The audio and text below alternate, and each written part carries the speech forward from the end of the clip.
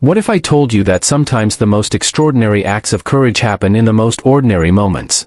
What if I told you that a routine bus ride in West Africa would become a story of heroism that would restore an elderly woman's faith in humanity after 20 years of carrying unbearable guilt? This is the story of Fatima and Ibrahim, two strangers whose lives intersected in the most dramatic way possible. And by the end of this video, you'll understand why their story isn't just about surviving a fire, it's about something much deeper. It's early morning in Ouagadougou, the capital of Burkina Faso. The sun is just beginning to rise, painting the sky in soft orange hues. The streets are already bustling with life, vendors setting up their stalls, children playing in the dust, and the familiar sounds of a West African city waking up. But our story starts with a 63-year-old woman named Fatima. She's been blind for nearly 20 years, but don't let that fool you into thinking she's helpless.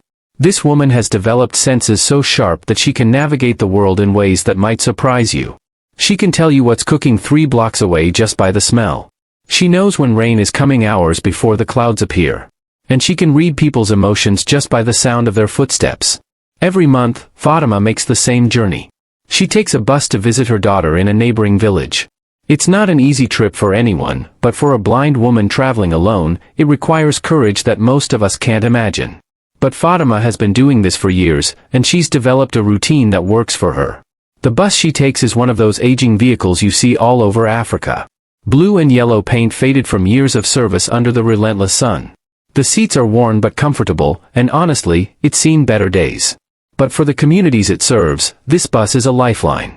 It connects families, enables commerce, and makes dreams possible. Now, here's where our second character enters the story. Ibrahim Traoré is a 34-year-old military officer traveling in civilian clothes. He's the kind of person who notices things others miss. You know those people who seem to have a sixth sense about danger? That's Ibrahim. He chose a seat near the back of the bus, preferring to keep a low profile during what should have been a routine journey. As the bus pulled away from the station, Fatima settled into her usual seat, third row, right side by the window. The conductor, Musa, had saved it for her like he always did. These small acts of kindness were what made her monthly journeys possible. She listened to the familiar sounds of departure, passengers settling in, children giggling, mothers adjusting their colorful head wraps, and men discussing their plans for the day. The route wound through the outskirts of the city, past bustling markets and children playing soccer in dusty fields. Fatima couldn't see any of this, but she didn't need to. She could hear the life pulsing around her, the laughter of children, the bleating of goats, the distant sound of traditional drums from a nearby celebration. About an hour into the journey, something changed. Now, this is where it gets interesting. Fatima noticed it first. The engine seemed to strain more than usual, and there was an unfamiliar vibration beneath her feet. Remember, when you lose one sense, the others become incredibly sharp. Fatima had developed an almost supernatural ability to detect changes that others might miss. She turned to the young woman beside her, who was traveling with her infant. "Is everything all right?" she asked. The woman looked around and replied, "I think so, grandmother. The driver seems to be managing fine." But Ibrahim had noticed it too. His military training had taught him to pay attention to details that others might overlook. The engine sound was definitely off, and there was a smell in the air that didn't belong. Something that made him shift uncomfortably in his seat. The bus continued through the countryside, passing traditional villages where mud brick houses stood surrounded by massive baobab trees. This landscape had been shaped by centuries of adaptation to one of the world's most challenging climates. Fatima felt connected to every mile of this journey, even without sight. As they approached a small trading post where the bus would make its scheduled stop, the driver began to slow down. This was routine. Passengers would get off to stretch their legs, buy refreshments, and use the facilities. It was also a chance for the driver to check the vehicle.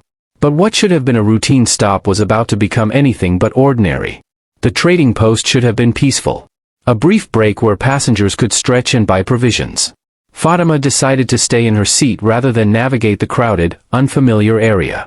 She listened to her fellow passengers getting off, their voices gradually fading as they moved away from the vehicle. Ibrahim had also stayed on board, using the quiet moment to review some documents. He noticed the driver walking around the vehicle, apparently doing a routine inspection. Everything seemed normal, but that nagging feeling persisted. Then it happened. The first sign of real trouble came as a wisp of smoke, barely visible, curled up from beneath the bus. The driver noticed it at the same moment as Ibrahim, who happened to glance out his window. "Driver!" Ibrahim called out, his voice carrying authority. "There's smoke coming from underneath." The driver's expression immediately shifted from casual concern to alarm. He quickly moved to investigate, but within seconds, the situation escalated dramatically.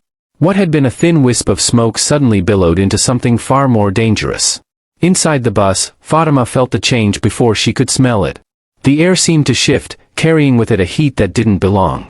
Her finely tuned senses detected the danger before anyone else who had remained on board.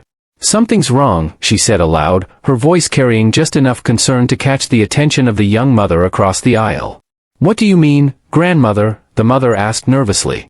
Before Fatima could respond, the smell hit them both. Acrid, chemical, unmistakable, the smell of burning fuel and melting plastic. The bus's electrical system had short-circuited, and the fire was spreading with terrifying speed. Outside, the driver was shouting for help, his voice carrying panic as he realized the severity of the situation. "Fire! Fire! Everyone off the bus now!" Ibrahim was already moving, his military training kicking in as he assessed the situation with cool efficiency. The fire seemed to be coming from the engine compartment, but smoke was already beginning to seep into the passenger area. "We need to evacuate immediately," he announced to the remaining passengers, his voice calm but urgent. "Move to the exits in an orderly fashion." The young mother was already scrambling toward the front door, her baby now crying from the sudden commotion. Two elderly men who had been dozing were struggling to orient themselves, confusion evident in their movements. But it was Fatima who faced the greatest challenge. She had risen from her seat, walking stick in hand, but without her familiar reference points, she was disoriented. The smoke was getting thicker, the heat intensifying. She could hear the urgency in everyone's voices, but she couldn't see the exits. "Help me," she called out, her voice steady despite the fear creeping in. "I can't see where to go." Ibrahim heard her call and immediately understood the gravity of her situation. While other passengers could see the exits and make their way to safety, Fatima was trapped by her blindness in what was rapidly becoming a death trap. Modern bus fires can become fully engulfed within minutes, and this aging vehicle was particularly vulnerable. The smoke was now pouring into the passenger compartment, making it difficult to breathe and see. "Everyone out now," the driver was shouting from outside, having successfully evacuated most passengers near the exits.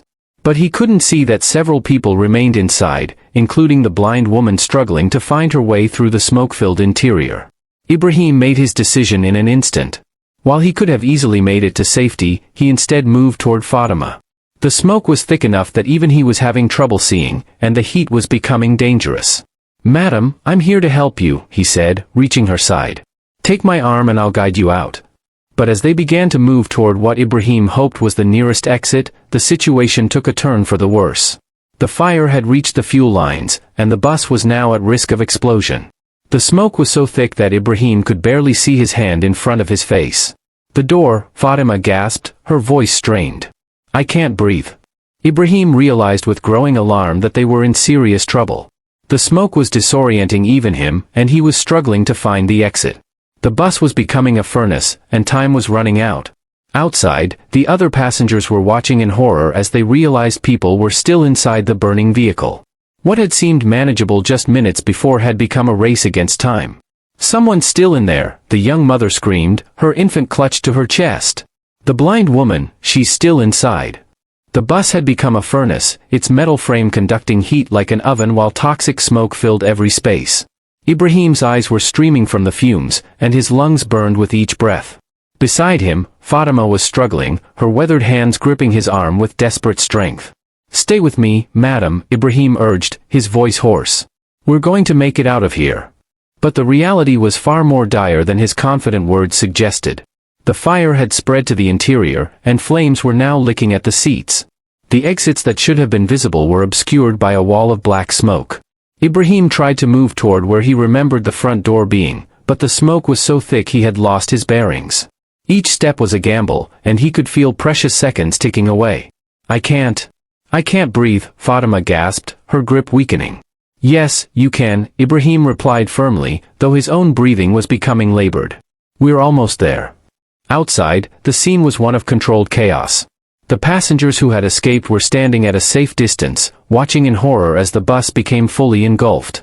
Several men from the trading post had arrived with buckets of water and a small fire extinguisher, but their efforts seemed pitifully inadequate. Inside the bus, Ibrahim made a crucial decision. Realizing he couldn't find the exits in the smoke, he decided to try breaking a window. He guided Fatima to what he hoped was a side window and used his elbow to strike the glass. The first blow barely cracked it, but desperation gave him strength. His second attempt shattered the window completely. Fresh air rushed in, providing momentary relief from the suffocating smoke. "There's a window," Ibrahim explained quickly to Fatima. "I'm going to lift you up and help you through. The people outside will catch you." "What about you?" Fatima asked, her voice barely a whisper. "I'll be right behind you," Ibrahim promised, though he wasn't sure if that was true. Outside, people had seen the window break and realized what was happening. "Someone's coming through," shouted one of the trading post workers. "Everyone get ready to help."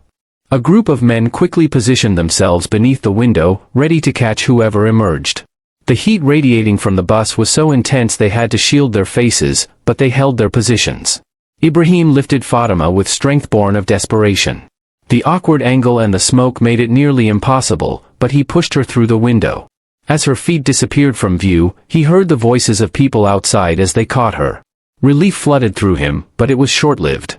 The fire had reached the area where they'd been standing, and the bus was about to become completely engulfed. Ibrahim tried to follow Fatima through the window, but the heat and smoke had weakened him more than he realized. Outside, the men who had caught Fatima were quickly moving her to safety when she suddenly stopped them. "Wait," she said urgently. "Where is Ibrahim? Where is the man who saved me?" They looked back at the bus, now a raging inferno, and saw no sign of anyone else coming through the window. The flames were shooting out of the broken opening. "He's not coming," one of the men said grimly. "The fire's too intense now." But Fatima refused to accept this. Despite her blindness, despite her age, despite having just escaped death herself, she tried to move toward the bus. "He saved me," she said, her voice rising above the sound of flames. "He gave his life to save me." It was then that a figure emerged from the smoke at the front of the bus. Ibrahim had managed to find the main door and was stumbling out, his clothes singed and his face blackened with soot. He collapsed to his knees the moment he reached safety. The crowd rushed to help him, but Fatima, guided by the sound of his coughing, was already moving in his direction. When she reached him, she knelt beside him, her hands finding his face with the gentle touch of someone who sees with her fingers. "You came back," she whispered, tears streaming down her cheeks. "You came back. Now, here's where this story takes a turn that will give you chills." As Ibrahim sat catching his breath and Fatima knelt beside him, the bus behind them completely engulfed in flames, something extraordinary happened. The other passengers gathered around them, their faces reflecting relief, amazement, and deep respect. But Fatima had not released her gentle hold on his shoulders. Her weathered hand seemed to be studying his face with an intensity that made everyone fall silent. "You don't know what you've done," she said softly. "You don't know what this means." Ibrahim looked up at her, puzzled. "Madam, I just did what anyone would have done. I couldn't leave you in there." Fatima smiled, and for a moment, her face was transformed.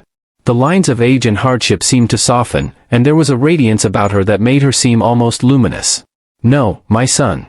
Not anyone would have done what you did. Most people would have saved themselves." She paused, her hands still resting on his shoulders. "I lost my sight 20 years ago in a fire, Ibrahim. A fire very much like this one." The words hung in the air, and everyone understood immediately the significance of what she was saying. For Fatima, being trapped in a burning bus must have been her worst nightmare come to life. "I was in my village," she continued, her voice steady despite the emotion. "Our house caught fire at night. My husband tried to save me, but he didn't make it out. I survived, but I lost my sight from the smoke and flames. I've lived with that guilt for 20 years, that he died trying to save me." Tears were flowing freely down her cheeks now, but her voice remained strong. "Today, you showed me something I had forgotten. You showed me that love, real love, isn't about dying for someone. It's about living for them. It's about making sure they survive, even when you're not sure you will." Ibrahim felt his own eyes filling with tears. He had acted on instinct, driven by a simple moral imperative to help someone in need. He hadn't expected to become part of something so profound. "My husband loved me," Fatima continued. "But he died in that fire 20 years ago. Today you loved me too. Not as a husband loves a wife, but as one human being loves another. And you both lived. We both lived." She leaned forward and kissed his forehead with the tenderness of a mother blessing her child. You gave me back my faith in humanity, Ibrahim Traoré. You gave me back my belief that good people exist in this world. The crowd around them was completely silent. Many were wiping away their own tears. They had witnessed not just a rescue, but a moment of profound healing, a broken soul finding peace after 2 decades of carrying an unbearable burden. But there was more. Fatima reached into her worn travel bag and pulled out a small wrapped package.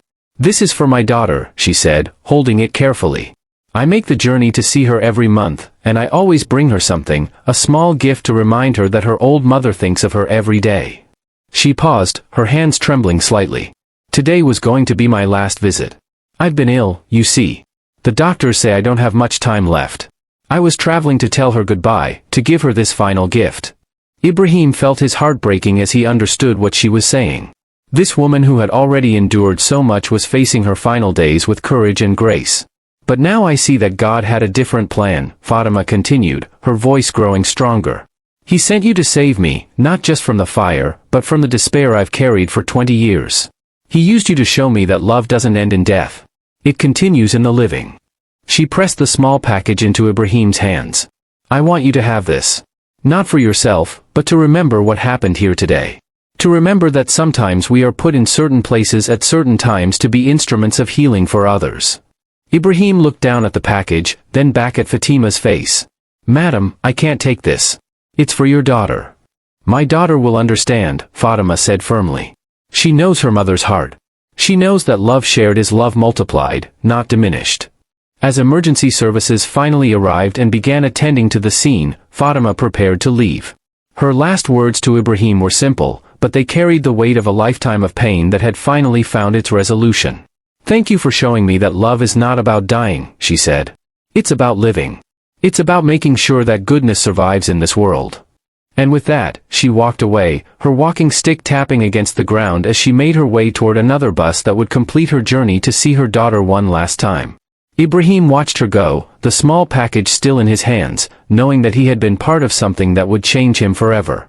The burned shell of the bus stood as a monument to how quickly life can change, but the real testament to what had happened that day lived on in the hearts of everyone who witnessed it. You know what makes this story so powerful? It's not just about heroism in the face of danger. It's about how one act of selfless courage can heal wounds that have festered for decades. It's about how strangers can become family in moments of crisis. It's about how the worst situations can sometimes bring out the very best in humanity. Ibrahim didn't set out to be a hero that day. He was just a man on a bus, traveling on business. But when the moment came, when someone needed help, he didn't hesitate. He didn't calculate the risk or weigh his options. He simply acted on the fundamental belief that every human life has value. And Fatima? She carried guilt for 20 years, believing that her husband's death was somehow her fault. But through Ibrahim's actions, she learned that love isn't measured by sacrifice, it's measured by the willingness to ensure others survive and thrive. This story reminds us that we never know when we might be called upon to be someone's hero. It might not be in a burning bus, it might be in a moment of kindness to a stranger, a helping hand to someone in need, or simply choosing to see the humanity in others. The next time you're faced with a choice between self-preservation and helping others, remember Fatima and Ibrahim.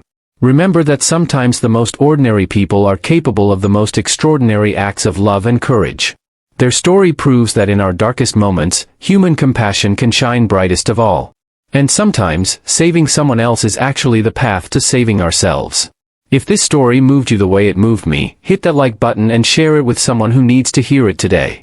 Because in a world that often feels dark and divided, we need more stories like this one, stories that remind us of the incredible power of human kindness and the heroes that walk among us every single day. Subscribe for more stories that will restore your faith in humanity, and remember, you never know when you might be called upon to be someone's Ibrahim. Will you be ready?